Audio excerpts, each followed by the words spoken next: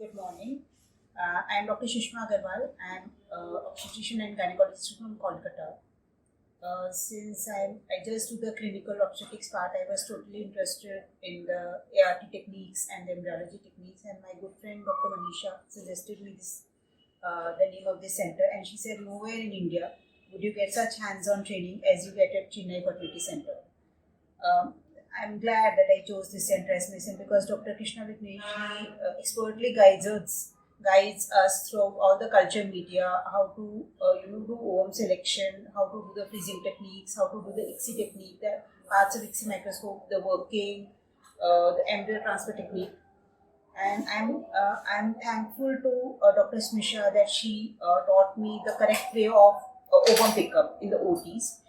And I'm very grateful and thankful to Dr. Thomas that he allowed us to do this training program. He's organized this training program, and he's managing such a state-of-art hospital. The training is quite adequate for 2 weeks course. Thank you.